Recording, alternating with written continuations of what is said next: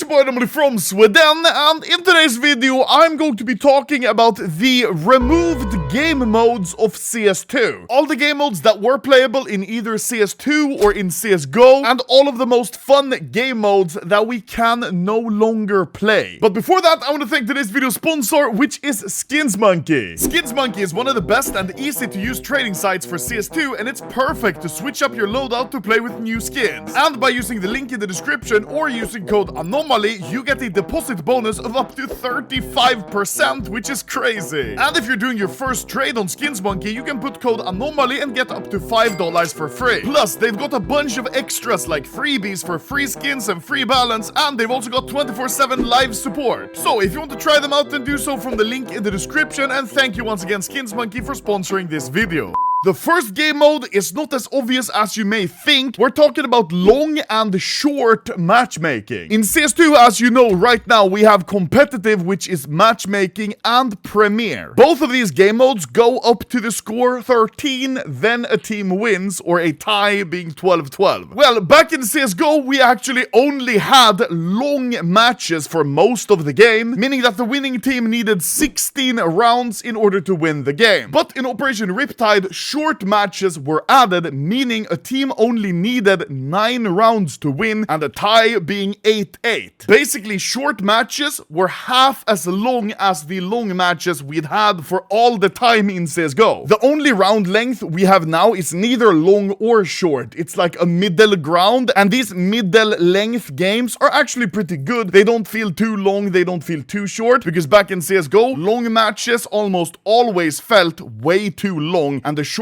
matches sometimes were way too quick. Another discontinued game mode, one of my personal favorites, Danger Zone. And we can pretty much all agree that in CS2, Danger Zone is discontinued. It's fully dead. As soon as they changed from CSGO to CS2, the game mode was no longer playable, and recently CS2 devs were even caught cutting and deleting some content in the files relating to Danger Zone. So yeah, it's not looking good. If you don't know, Danger Zone was a competitive battle royale with its own rank. The problem is it didn't really ride the hype wave of battle royales because it was released quite a long while after the battle royale hype back in 2018. And like I said, it even came with its own entire set of ranks, which looked really cool and very different from the normal matchmaking ranks. In Danger Zone, we didn't have Global Elite. No, we had the Howling Alpha. The Danger Zone game mode also had its own kind of storyline or lore, that you were part of an experiment and you were all dropped in, and there was this like game master. I don't remember all the lore, but it tied in, I think, a little bit with the Operation storyline, so it was cool to play. The ranks were also a lot more volatile than in regular matchmaking. You know, in matchmaking, you could play 3-4 games before you'd rank up or down, depending on your performance. Well, in Danger Zone, you would literally rank up or down once every game. This, along with the general randomness of the Battle Royale game modes, meant that trying to rank up here in Danger Zone was pretty chaotic. Thankfully, before this game mode was removed, I reached the highest rank of Howling Alpha quite a few times, and I was actually pretty decent at this game mode. Me and Furious even won Dima's Danger Zone tournament that he recently held a few months ago. This is probably the game mode that I'm the most sad is removed from CS2, because trying to rank up for my triple global video was some of the most fun I've ever had in CS. Next, we have a lot of Operation Hudra game modes. Operation Hudra actually had 8 different game modes that were playable 1 week at a time, and only one of all of these 8 game modes is still playable in CS to this day. The first game mode was Wingman, and this is of course the only game mode from this operation that was not discontinued and remains playable in CS2 to this day. The next game mode was Weapons Expert, and this game mode was just normal matchmaking with its own custom rank, but with a twist. The twist being that you could only buy each weapon once. So if you bought an AWP, you went middle and died, you couldn't rebuy an AWP for the entire game. And since back here every single game went to 16 rounds, it was actually pretty fun game mode, because you needed to think in advance when to buy what guns, how your team economy and your personal economy played into the game. It was actually a pretty fun game mode. Next was Heavy Assault Suit. This game mode was a fun best of 15 casual game game mode where you had the opportunity to buy a $6,000 heavy assault suit. The heavy assault suit gave the player that had it 200 armor, but also severely slowed him down, similar to how the heavy bots used to work in the operation missions. The fourth game mode was Boom Headshot, and the game mode was simple. It's just normal deathmatch with headshots only. Of course, there still exists community servers that are deathmatch headshot only, but officially in CS2, it's discontinued. The next game mode was called Hunter Gatherers, and the Hunter Gatherers game mode was basically just kill confirmed from Call of Duty. Every enemy you killed would drop a dog tag, and if you ran up to it and picked it up, your team would score points. Pretty simple. The sixth game mode was Stab Stab Sap. As the name suggests, it was a game mode with only knives and Zeus's. And also grenades. And if I remember correctly, this was the first time ever in CS we had a Zeus that recharged, which is now the standard in CS2. The seventh game mode was Flying Scoutsman, and this game mode was just Scouts knives if there are any old heads that played Source or 1.6. Low gravity was turned on, meaning that if you were to jump, you would go flying, and the only weapons available was the Scout and the knife. This is a super OG game mode, like I said, from 1.6 in Source, so I'm really sad this is not playable anymore. And the eighth and final Operation Hydra game mode was called Trigger Discipline. This was a casual game mode where you took damage every time you'd shoot your gun and miss. This made it so you had to think about every shot you took, and if you'd miss with like an op, you'd lose almost all of your HP. The next type of removed game mode in CS are the Guardian missions. Now, Guardian missions, and I'm including the story missions here as well, were a series of co-op operation missions that you played against bots. Some missions were very simple, just kill 20 bots with different guns, and some missions, especially the story mode missions, were much harder and took significantly longer if you wanted a good score. Those story missions also came with a hidden difficulty switch, which if you found, you could turn on hard mode. This meant you got a lot more points, and you would also get a lot more extra points if you were doing difficult challenges, like only using pistol, not taking damage, and not dying for the entire game. Basically, this was a casual and really fun game mode you could play with a friend instead of just playing like Wingman, which is also 2-player. This was way more fun. This, along with Danger Zone, is by far the game mode I'm most sad are gone from CS, because some of my most fond CS memories are from these story missions. The next removed game mode is Retakes. Now, the Retakes game mode was added in Operation Broken Fang and remained playable until it was eventually discontinued when CS2 released. Retakes were simple. 4 CTs would try to retake a site with a planted bomb against 3 Ts. Pretty simple. What was perhaps most interesting about this game mode was the loadout cards, because you couldn't just buy any guns you wanted. The loadout cards gave you some choices from random loadouts, and you got extra grenades if you got the MVP the round before. Overall, a really fun, noob-friendly game mode for people who wanted to practice quick-paced post-plant rounds. And finally, for my conclusion, I think it's very sad to see all of these fun game modes be removed from CS, mostly just because we moved on from CSGO to CS2, and we're now stuck with only these game modes, the only like fun and casual one being Arms Race. The biggest problem I have with this is that back in 2023, PC Gamer actually interviewed Valve about CS2, and PC Gamer specifically asked about the missing game modes and highlighted surfing. And Valve said these game modes haven't been forgotten, and saying that they plan to reintroduce popular game modes and explore others. Well, over 2 years has passed since the limited test of CS2 was available, and almost 2 years of the full official release of CS2, and we still only have these game modes. The only game mode that has been added since the start is Arms Race. I'm not gonna lie, Arms Race, it's kinda fun, but we need more game modes. So, back in 2023, Valve said that the game modes were not forgotten and that they were going to reintroduce old and new ones. So I'm asking, where are the old game modes and where are these new game modes? Because they sure as hell are not in CS2. But anyways, thank you guys for watching. I think now I'm going to go reminisce about the good times of CSGO when we had plenty of game modes that were fun and interesting and not just stuck with the CS2 game modes. Whoopam!